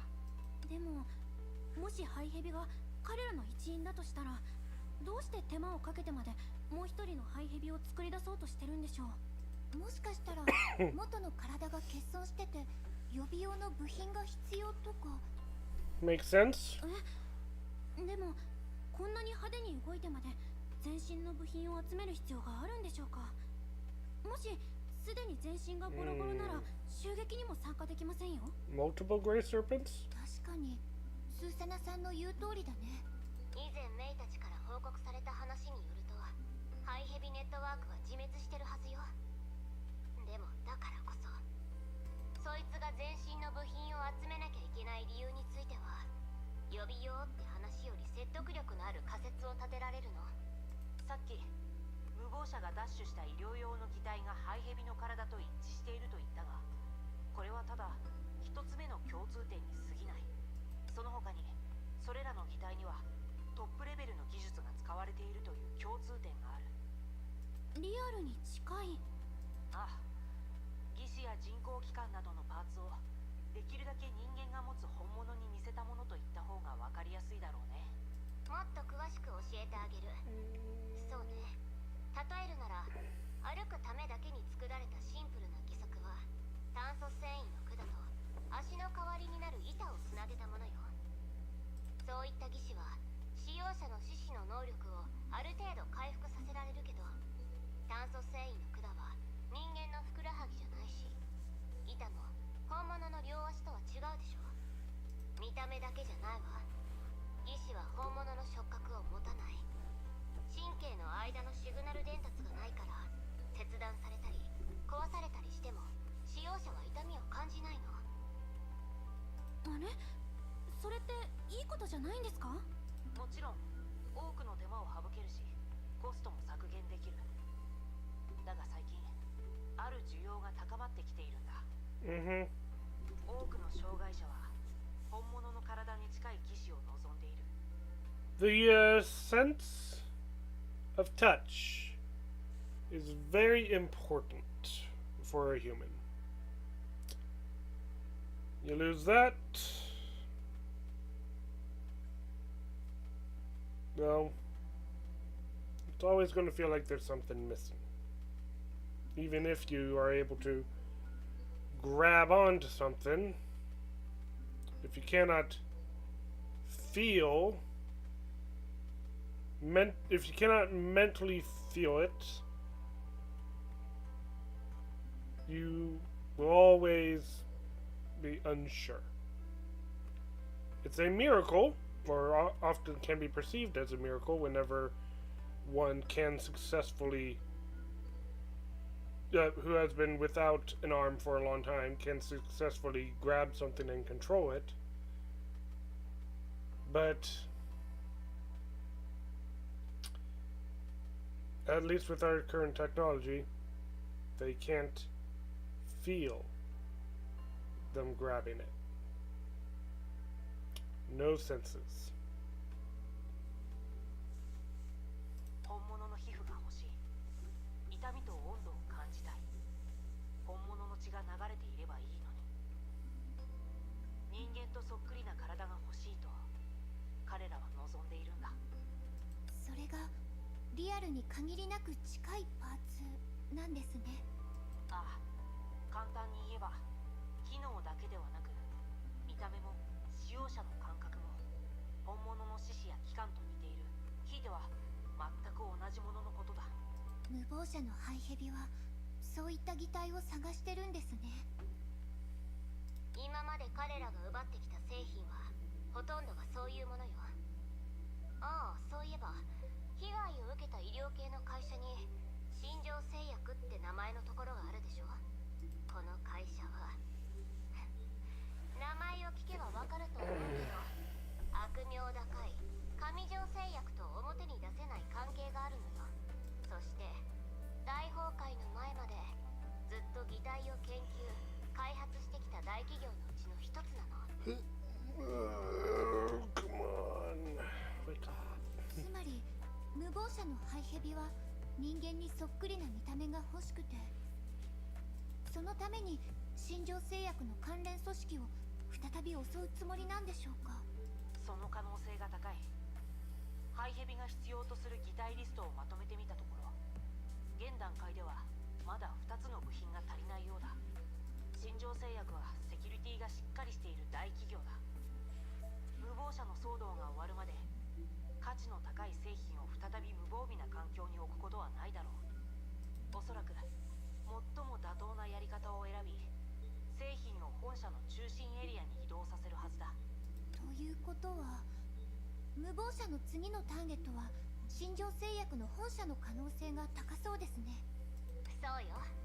だから私たちは先に待ち伏せして向こうがやってくるのを待ってればいいってわけ。わかりました。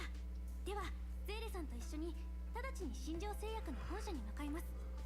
そこの担当者に目的を説明すれば待ち伏せを認めてくれるはずですよね。あんまり期待しない方がいいわよ。新庄製薬みたいなグレーな会社は外部の人間を懐に入れたがらないから、こっちが助けようとしててもね。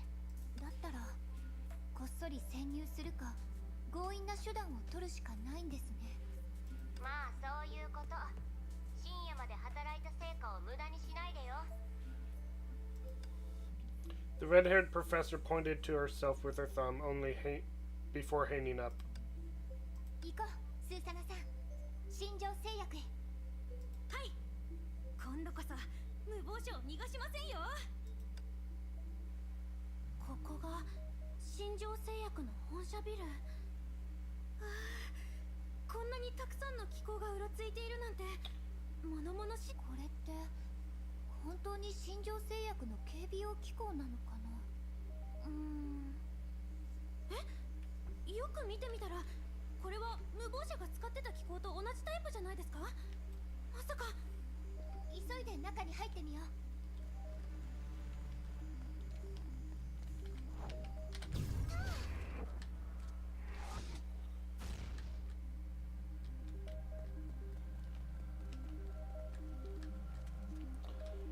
Funny thing is, I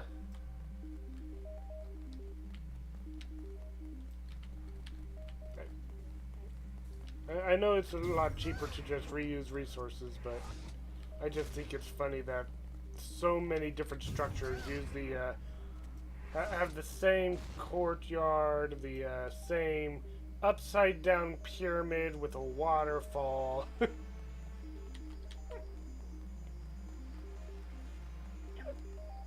No hiccup. やっぱり変な感じがする。武装機構しか見かけない。それにあの機構たち、タイプも装備もどう見ても無謀者の武装です。ここはすでに無謀者に占拠されちゃってるのかも。遅かったんでしょうか。まずいですね。もう擬態を手に入れて逃げてしまったのかもしれません。焦らないで。まだだと思う。そうじゃなきゃ機構たちを残して新庄製薬を完全包囲する必要なんてないよね。 Maybe he's also using this facility to put himself together? 彼はこのビルのどこかにいるはずだよ。倉庫や研究室に行くまでの通路に彼が残していった痕跡がないか急いで探そう。はい。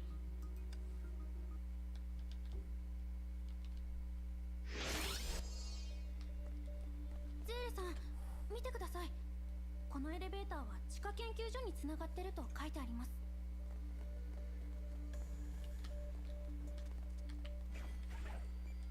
どうやら近づいてほしくない人がいるみたい。すごくわかりやすいね。邪魔する奴らを倒してハイヘビを追いかけましょう。行くわよ、ゼーレ。私たちの約束のために。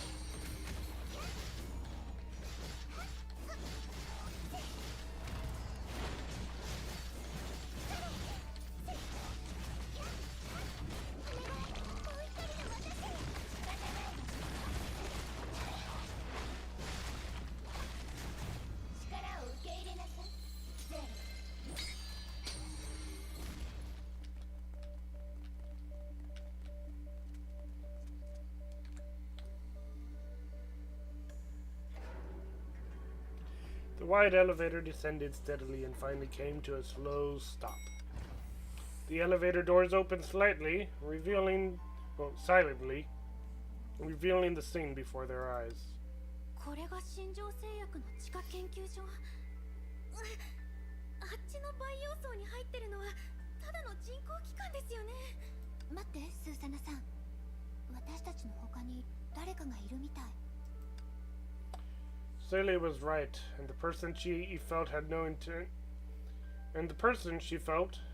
intentions of hiding himself. 誰？手を挙げなさい。これは一度だけの警告です。落ち着いて、スーサナさん。想定通りだね。ハイヘビだよ。They could not see the expression on the masked man. He did not speak, but merely tilted his head as he observed the two girls with slight interest. A seemingly effective red light flashed through his prosthetic eye. ゼーレさん、どうして彼は黙ってるんですか？もしかしたら私たちが先に喋るのを待ってるのかもしれない。なら私から聞きます。ちょっとそこにいるハイヘビー、私たちは長空市に派遣された天命の特別捜査隊です。あなたは近頃長空市で悪事を働いている無謀者のリーダーですね。否定しようとしても無駄です。あなたは現行犯ですから、直ちに抵抗をやめ私たちと共に来なさい。ゼーレさん、全然反応がありませんが。まさか彼もプログラム通りに動く人造人間なの？じゃあもう少し近づいてみますか？でも気をつけて。 Before she could finish, the Great Serpent shook his body and made a strange clicking sound. Before the two girls' bewildered eyes, the Great Serpent's head fell out and landed on its hands in front of his waist. やはり機械の体でポップダンスを踊ってもそういったリアクションしか得られないか。その頭は。 Before they realized, the Great Serpent's head was reattached normally on his shoulders. It was done so quickly as if that chilling scene had never happened at all. そうですよね。よく考えたら人造人間なんですから、頭部が外せても珍しくはありません。それにようやく喋る気になったんですね。すまない。今までの沈黙は傲慢や軽蔑ではなくパフォーマンスの一部だ。Were you programmed by Vilv? I thought you were made by, what's her? Snake Girl. I forget her name all of a sudden.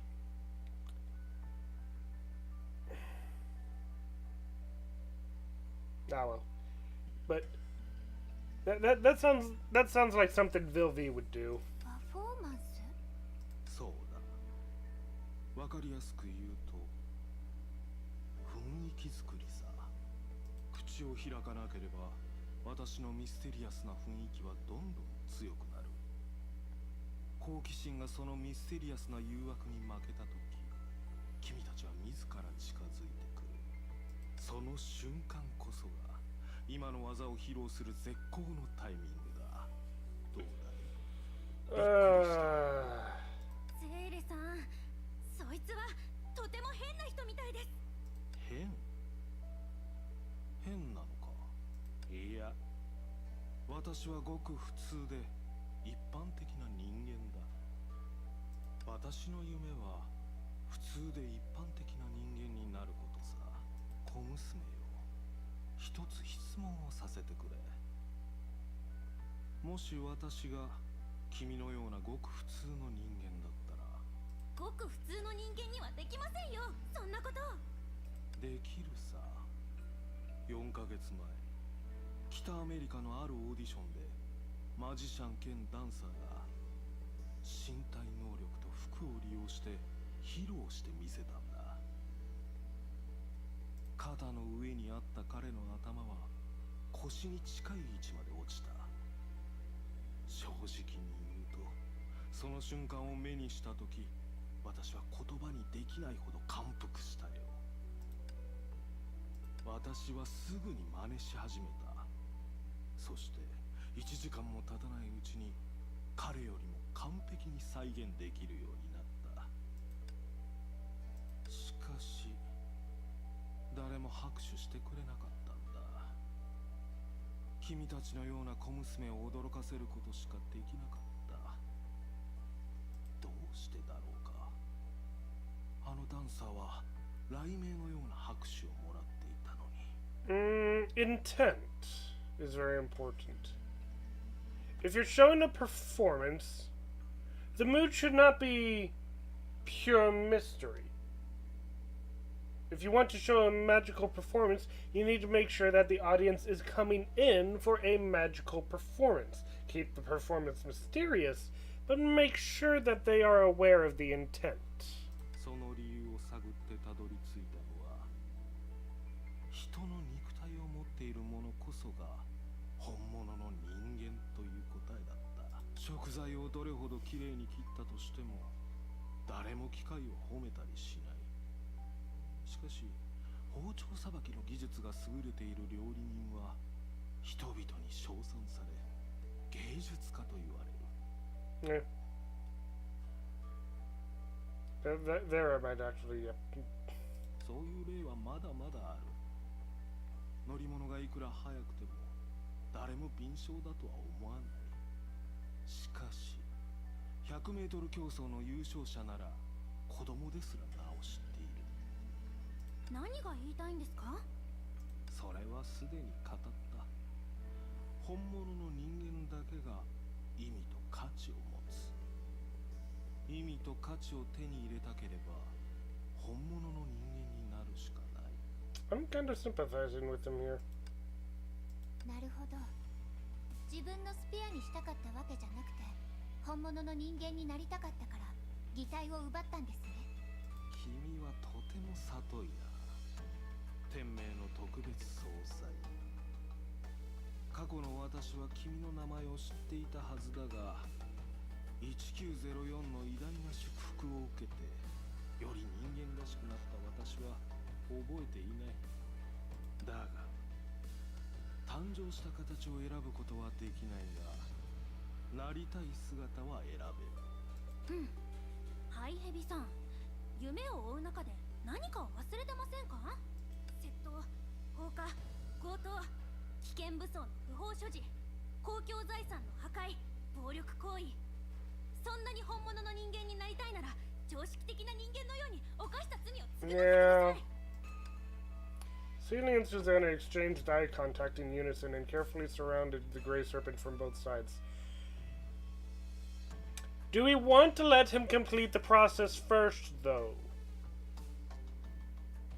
残念ながら本物の人間になるまで君たちの規則や制約に適応することはできない。あなた、ダブスタすぎません？ I mean, it's not exactly a double standard right now, Susanna. He's not a real human right now. He doesn't have to follow human laws right now. So all you need to do is allow him to become human, and he'll be like, okay, take me away. 道徳意識をうまく利用することも時に人間が生きていくのに必要な武器の一つだ。というよりそうした方がより普通な人間になれると思わないか？私、気づきました。こいつの話は理にかなっているように聞こえますが、実は全部デタラメです。もう彼を捕まえよう、スーサナさん。Yeah, arrest him now before he uses all those parts on himself, but at the same time, he'll just comply once he gets all those parts attached to himself. Unless, he views...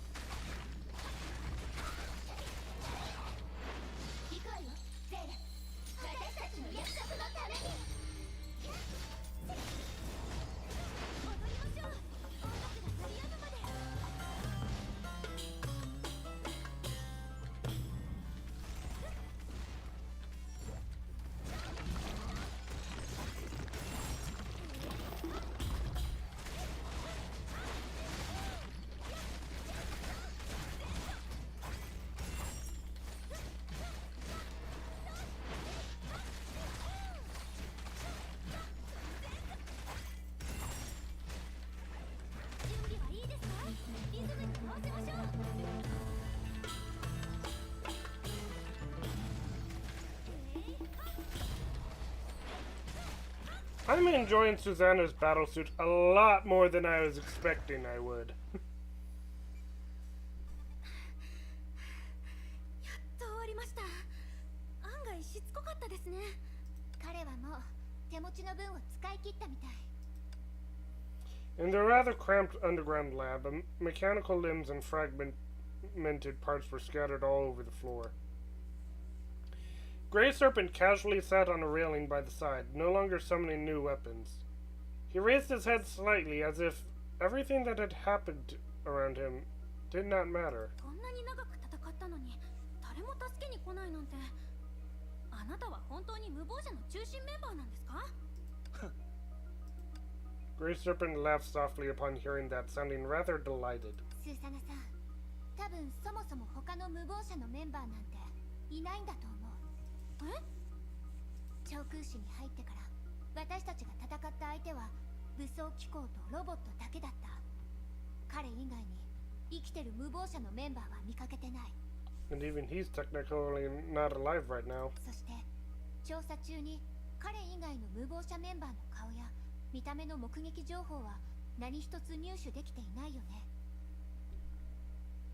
それと無謀者の目的がハイヘビに必要な擬態を奪うことだったら、組織の中で彼の地位はかなり高いはず。でも彼は常に前線にいた。しかもたった一人で。それは確かに辻褄が合いませんね。だから無謀者っていうのは人々の目をごまかすための手段でしかないんだと思う。最初から無謀者はあなた一人だけの組織なんですよね。 Why do I feel like there's potentially going to be a bunch of gray serpents in this? ということはメンバーが数百人いるという宣言も、あちこちに現れた機構も、トンネル封鎖とかも全部。全部無謀者が実在するように見せるための偽装なの。最初から私たちの敵は目の前にいるこのハイヘビだけ。そういう巨大な組織をでっち上げれば、私を捜索しようとする人々の目をくらませて本当の目的を隠せると思っていたんだが、まさか鋭い洞察力を持つ観客の前で全ては拙い演技だったと思い知らされるとはな。あなたは一体どうしてそんなに人間の体にこだわってるんですか？ Gray Serpent raised his body slightly. His prosthetic eye looked behind Celia as if he was looking through the wall into a distance. 君たちが私の名前を知っているなら、私がハイヘビがどういう存在なのかも知っているだろう。あなたたちはヨルムンガンドが作った人造人間で、正確には個体差があるけど同じ材質の体を持ち、ハイヘビネットワークで記憶や意識を共有してるんですよね。ああ、大体は合っている。しかし君たちが今まで接触もしくは聞いたことのあるハイヘビは完全体だろ。 Wait, is he saying he's incomplete? 言い方を変えよう。性格、精神年齢、性別意識、好みはいろいろあれど、そのハイヘビたちは完全な人格を持っていた。まさかそうじゃないハイヘビもいるんですか？当然だ。君たちの前に一人いるだろう。というより、私はそのうちの一人。すべてのハイヘビに完全で確固たる人格が誕生するわけではない。劣勢製法のランダム性ゆえ、約3割のハイヘビは不完全な心しか持てず。そんなことがあるんですか？知らなくて当然だ。私たちには自発的に行動する能力などほぼなく、外の世界と接触することもできない。それでもヨルムンガンドは私たちを諦めなかった。私たちは日の光すら見えない地下工房に収容され、ハイヘビネットワークを通じて記憶を吸収し、不完全な人格を最適化。あるいは私たちはいつか完全体のハイヘビになれると聞いたが、皮肉なことにハイヘビネットワーク自体がなくなってしまったんですね。そうだ。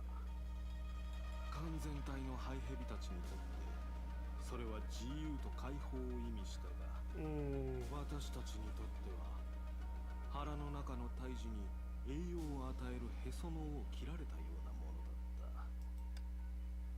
じゃああなたはどうやって生き残って完全な人格を手に入れたんですか？少し運が良かっただけだ。目覚めた時に私が目にした光景は地獄と大して変わらなかった。周りにあったのはよく知っている体、私と同じ手足、同じ仮面、同じ目を持っていた。すぐに何があったのかを理解した。ネットワークはもう存在しない。周りにいる同胞たちは目覚めるチャンスを永遠に失ったのだと。そうだ、私はただ運よくネットワークが消える前に完全な意識を手にしただけなのだ。生気のない彼らの体をたどって這い上がった時、私はこれからの人生を確信した。私の望みは私の魂に本物の肉体を与え、本当の意味で心を背負える神殿を探すこと。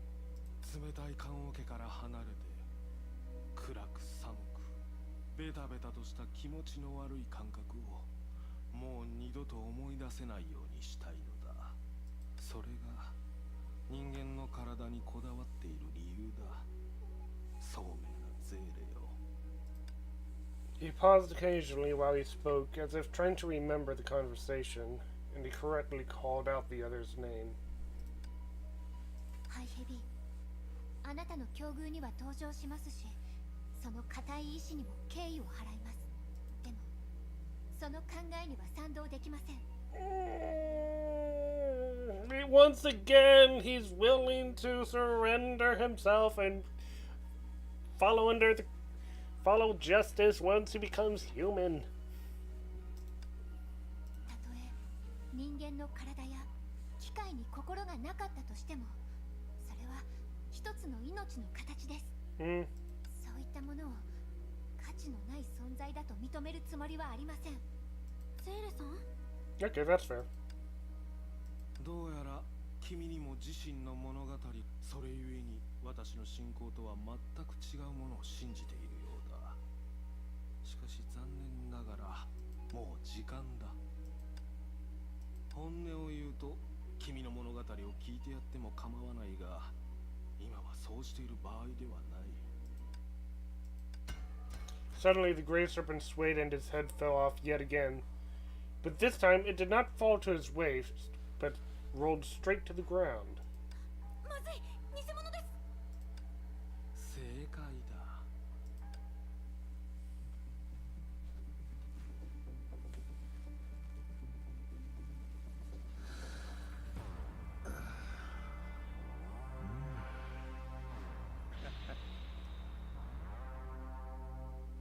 床にあったパーツが集まってハイヘビになりました。急いで捕まえよう。ではまた。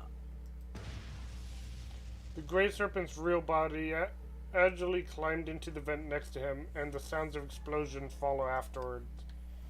Celia and Susanna rushed forward, but found that the vent had been firmly blocked by rubble and debris. 別の道から追いかけよう。急いで。どうだった？見つけられた？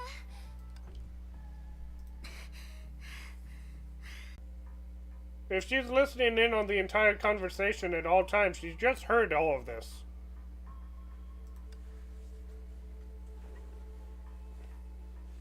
The two looked at each other with a helpless expression.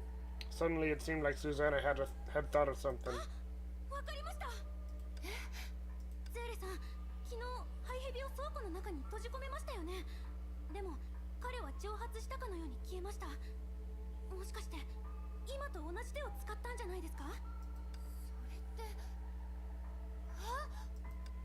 誰もいない倉庫にあったのは適当に置かれた箱と地面に転がったパーツだけだった。それがハイヘビなんじゃないでしょうか。さっきみたいに自分を細かく分解してすでに別の場所に行ったように見せかけたんです。 I thought so. つまりあの時彼は倉庫の中にいて、私たちが去るのを待ってからさっきみたいに元の姿に戻って現場から離れた。あいつ同じ技で2度も騙して2度も私たちの前から逃げたってことですよね。Susanna and Sally looked at each other again. This time they both showed a bitter smile. Their exhaustion began to surface slowly, like shells left behind by receding sea waves. Of course, aside from that, a clear passage could be seen on the beach. But who knew if this narrow path would lead to somewhere ominous? To solve this case in Nagazora, they continued to hurry about.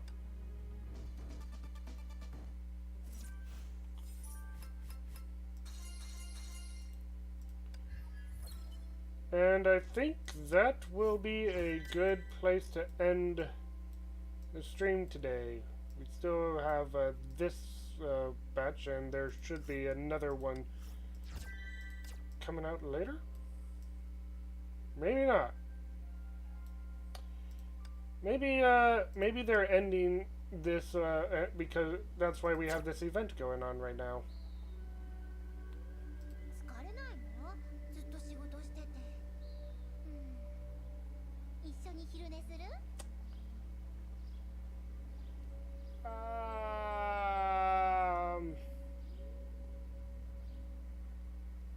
Yeah, she's not my type.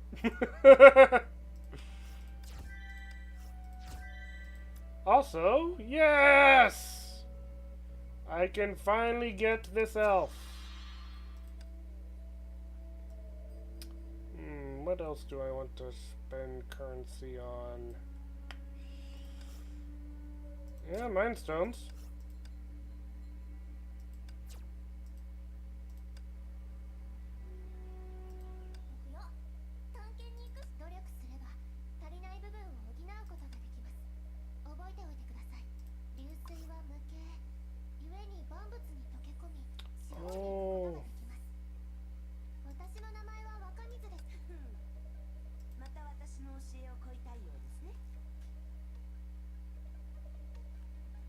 So you're maxed out, I guess. Yeah, 80, 80, 80. Alright, level you up.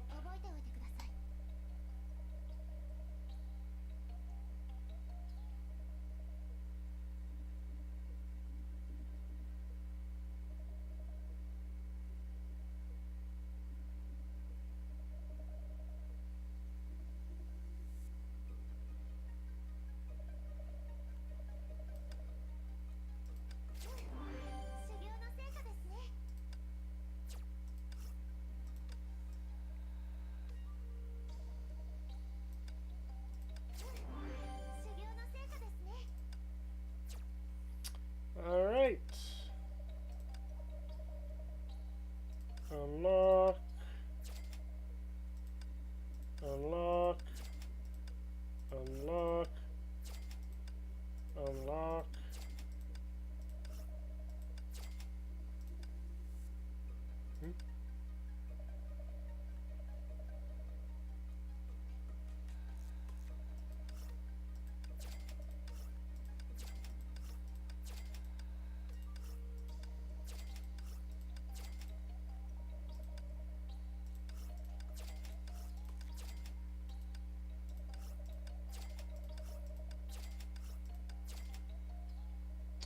Let's see.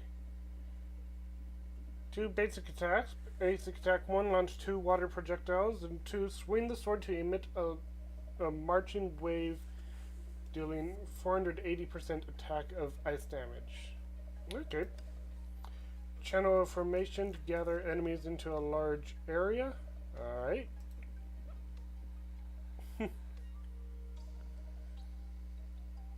So that would actually be quite helpful. Alright.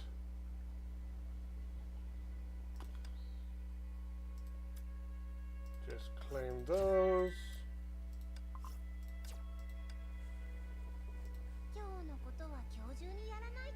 Alright.